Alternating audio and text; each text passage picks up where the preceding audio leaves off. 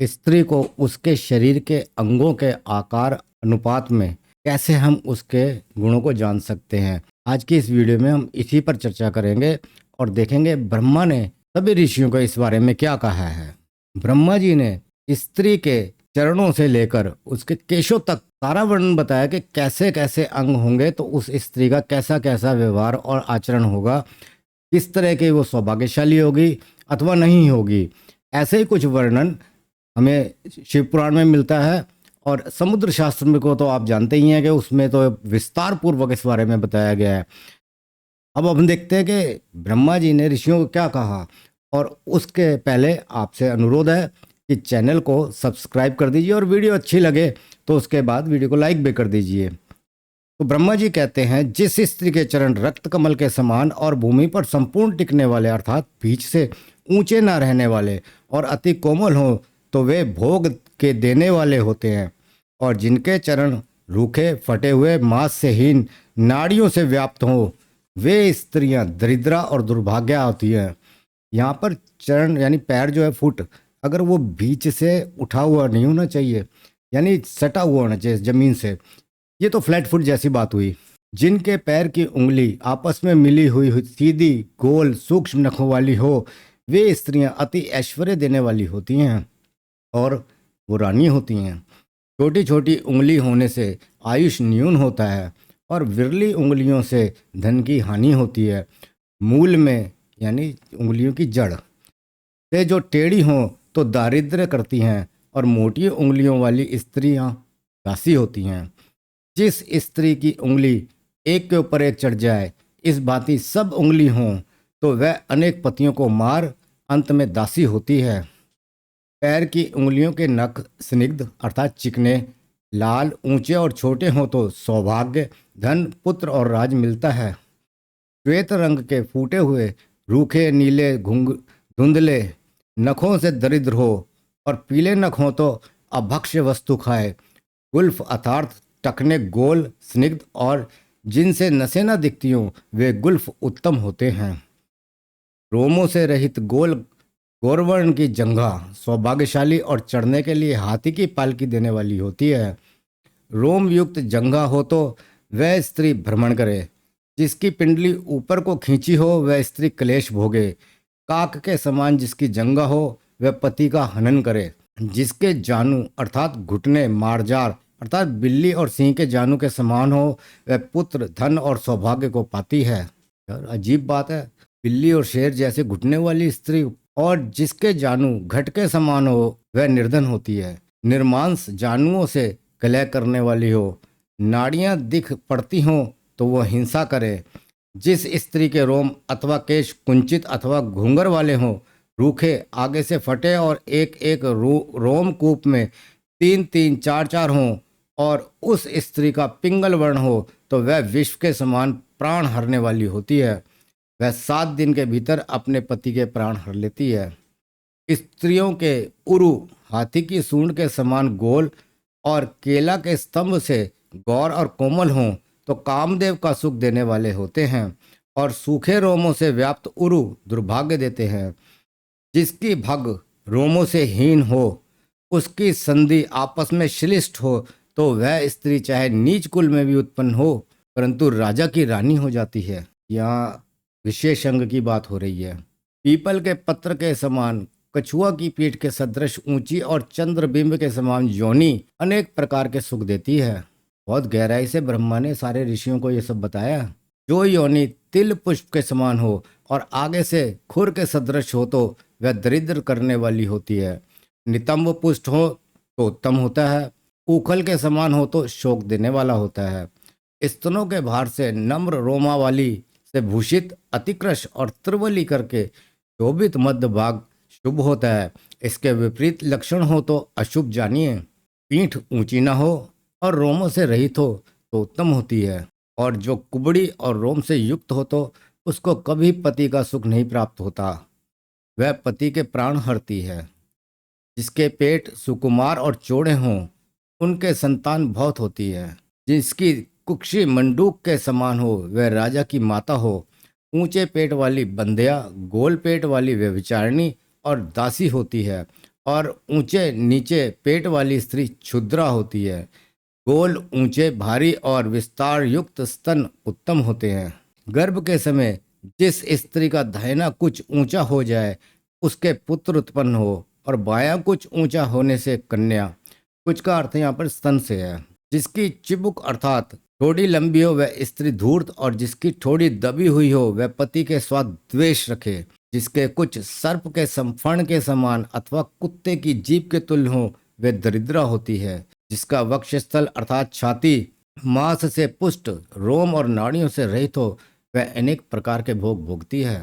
गोल छाती वाली हिंसा करे, रोम युक्त छाती हो तो कुशीला, निर्मांस हो तो विधवा, और बहुत चौड़ी छाती होने से कलह करने वाली होती है।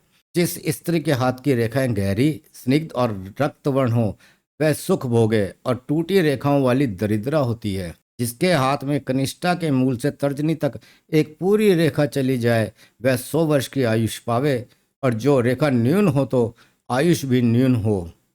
हाथ की उंगलियां गोल, लंबी, पतली, छिद्र रहित और कोमल तथा रक्तवर्ण हो तो अनेक प्रकार के भोग मिले। अत्यंत लाल, ऊंचे और स्निग्ध नख हो तो ऐश्वर्य मिले। जो रूखे, श्वेत, नीले, पीले नख हो तो दुर्भाग्य और दरिद्र हो।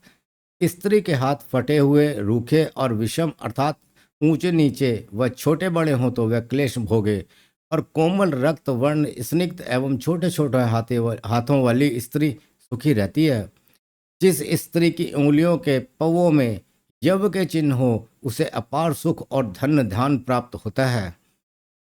जिस स्त्री का मणिबंध अर्थात हाथ की कलाई 3 रेखाओं से भूषित हो वह उत्तम भोग और दीर्घ आयुष पाती है। जिसके हाथ में श्रीवत्स, ध्वजा, कमल, हाथी, घोड़ा, चक्र, स्वास्तिक, वज्र, खड़ग, पूर्ण कलश, अंकुश, प्रासाद अर्थात महल, छत्र, मुकुट, हार, केयूर, कुंडल, शंख, तोरण आदि के चिन्ह हो वह राजा की स्त्री होती है। इससे स्पष्ट होता है कि दशरथ की सारी पत्नियों के यही चिन्ह रहे होंगे, तभी वो राजा की पत्नी हुई थी। तुला अर्थात तखड़ी का चिन्ह होने से धनवान वैश्य की स्त्री हो। दराती, जुआ, हल, पाल, ओखल आदि का चिन्ह होने से धनाढ़, किसी बल अर्थात जमींदार की पत्नी हो। स्त्री की भुजाएं ऊपर से नरम, रोम रहित और गोपुच्छ के आकार की हो तो उत्तम होती हैं। गोपुच्छ का मतलब जैसे गाय की पूंछ होती है ना, वैसी। ऊर पर अर्थात कुहनी भी रोम रहित और गूढ़ हो तो श्रेष्ठ है। स्कंद नत अर्थात नवा हुआ उत्तम, स्थूल स्कंद होने से बंध्या होती है। जिसका कंधा ऊंचा नीचा हो वह व्यभिचारिणी होती है। तो कंधा ऊंचा नीचा होने से आप जान सकते हैं कौन सी स्त्री व्यभिचारिणी है, यानी उसका चाल चलन ठीक नहीं है। जिसकी ग्रीवा में 3 रेखाएं हो वह सदा रत्नों से भूषण पहने। दुर्बल ग्रीवा वाली मृतवत्सा अर्थात जिसके संतान होकर मर जाए, और लंबी ग्रीवा वाली स्त्री व्यभिचारिणी हो। अजीब बात है, लंबी गर्दन वाली भी व्यभिचारिणी। जिसके दोनों कंधे और कर्काटिका अर्थात गर्दन का उठा हुआ पिछला भाग ऊंचे ना हो वह स्त्री दीर्घ आयुष पाती है, और उसका पति भी चिरकाल तक जीता है। अब नीचे से बढ़ते बढ़ते मुख तक आ रहे हैं हम। जिसका मुख चौखुंटा हो वह स्त्री धूर्ता होती है। गोल मुख वाली शठ, छोटे मुख वाली संतानहीन, और बड़े मुख वाली दुर्भागा होती है। श्वान, शूकर, भेड़िया, उल्लू, बंदर और काक के समान जिसका क्रूर मुख हो वह पापिनी और संतान तथा बंधुओं से हीन होती है। जिसका मुख कमल, दर्पण अथवा चंद्र के समान हो वे सब उत्तम भोग पाती है। रक्तवर्ण, स्निग्ध और पतला होष्ट अच्छा होता है। जिसका ऊपर का होष्ट मोटा हो वह कलह करती है। नीले आदि रंग का होष्ट हो तो दुख भोगे। जिसका ऊपर का होष्ट तीक्ष्ण हो वह अति क्रोधयुक्त हो। जीभ लाल वर्ण, थोड़े जल युक्त, पतली और लंबी अच्छी होती है। मोटी, छोटी, टेढ़ी, फटी हुई और बुरे रंग की जीभ अच्छी नहीं। अति श्वेत, स्निग्ध और ऊंचे दांत उत्तम होते हैं। छोटे, फूटे, विरल, रूक्ष, विकट और ऊंचे नीचे दांत दुखदायक हैं। न बहुत मोटी, न पतली, न बहुत लंबी और ऊंची नासिका श्रेष्ठ है। नील कमल के समान और सुंदर सूक्ष्म अर्थात बांकपन युक्त नेत्र उत्तम होते हैं। खंजनाक्षी, मृगाक्षी और वराह के समान नेत्रों वाली स्त्री उत्तम भोग भोगती है और शहद के समान पिंगल वर्ण, रेखायुक्त और मल आदि से रहित नेत्र ऐश्वर्य देते हैं। जिनके नेत्र गड़े हुए हों और अति पिंगल वर्ण हो, वे स्त्री दुख भागनी होती है।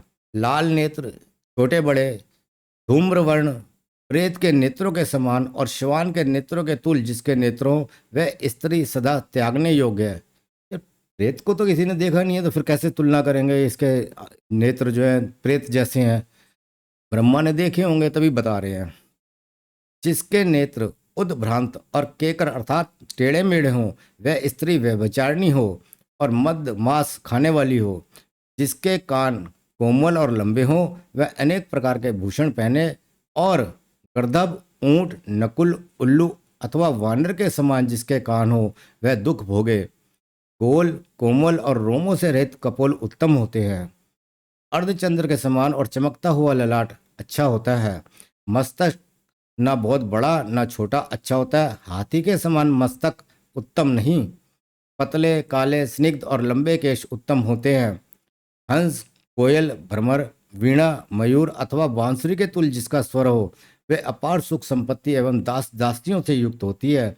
जिनका स्वर ऊटी थाली के समान अथवा काक के तुल्य हो, अनेक भांति के दुख भोगती है। ये तो शरीर के अंगों के आधार पर स्त्री का पता लगाया जा रहा है। अब देखते हैं कि उसके चाल चलन, चलने के तरीके के आधार पर उसका कैसे पता लगाते हैं। हंस, गाय, वृषभ अथवा मस्त हाथी के समान जिसकी गति हो, वह अपना कुल विख्यात करे और राजा की रानी हो। जिसकी गति श्वान, जम्बुक, काक और मृग के समान हो, बहुत जल्दी चले, वह दासी हो। गोरोचन, सुवर्ण, चंपा के पुष्प अथवा केसर के समान स्त्री का रंग उत्तम होता है। स्त्री के संपूर्ण अंग कोमल रोमों और पसीने से रहित अच्छे होते हैं। कपिल वर्ण की स्त्री हीनांगी, अधिकांगी, रोमों से रहित अथवा बहुत रोमों से व्याप्त जिसकी देह हो, वृक्ष, नदी और पर्वत के समान वाली अथवा यक्ष, प्रेत आदि के नाम वाली कन्या से विवाह नहीं करना चाहिए। अब यहाँ पर बताया जा रहा है किस कन्या से विवाह नहीं करना चाहिए। इससे तो लगता है कि लोगों को अपनी कन्या का नाम ऐसा नहीं रखना चाहिए कि जैसे क्योंकि वो किसी वृक्ष का नाम है, नदी का नाम है या पहाड़ का नाम है। तो ऐसे नाम वाली कन्याओं से विवाह नहीं करना चाहिए। जिसके सब अंग ठीक हों और केश, रोम, दंत सूक्ष्म तथा कोमलांगी हो, ऐसी कन्या से विवाह करें। क्रिया से हीन, पुरुषों से रहित, वेद शास्त्र से वर्जित, क्षय, कुष्ठ, अपस्मार आदि रोगों से पीड़ित और बहुत रोमों से युक्त जो कुल हो, उसकी कन्या से विवाह ना करें। यहाँ पे कुल का भी बता दिया, जिस कुल में ये सब होता है, कुष्ठ रोग वगैरह होते हैं, वहाँ की कन्या से विवाह नहीं करना चाहिए। ये कुछ ठीक बात नहीं है। आजकल तो इन रोगों का इलाज भी है, और अगर किसी को लेप्रोसी या इस तरह की बीमारियां होती हैं तो उसका इलाज हो जाता है, तो उसका दोष उसकी कन्या को क्यों भोगना पड़े। इतना कहकर ब्रह्मा जी ने ऋषियों से कहा, ये सब उत्तम लक्षण जिस कन्या में हो और आचरण भी अच्छा हो, ऐसी कन्या से विवाह करने पर धन, धान्य, संतान, कीर्ति और ऐश्वर्य की प्राप्ति होती है। हे मुनीश्वरों, सब लक्षणों से अधिक सद्व्रत अर्थात भला चाल चलन है, यह स्त्री में अवश्य देखना चाहिए। तो यहाँ पर स्त्री के अंगों के आधार पर उसके गुणों की बात की गई है। अगली वीडियो में हम देखेंगे स्त्री का कैसा चाल चलन है, उसके आधार पर स्त्री कैसी होती है, वो आपके लिए शुभ है, अशुभ है। और वो वीडियो देखने के लिए प्रतीक्षा कीजिए, और इसी प्रकार भविष्य पुराण की सारी वीडियो देखिए और अपने मित्रों में भी शेयर कीजिए। वीडियो को लाइक भी करते रहिए। अगली वीडियो तक नमस्कार।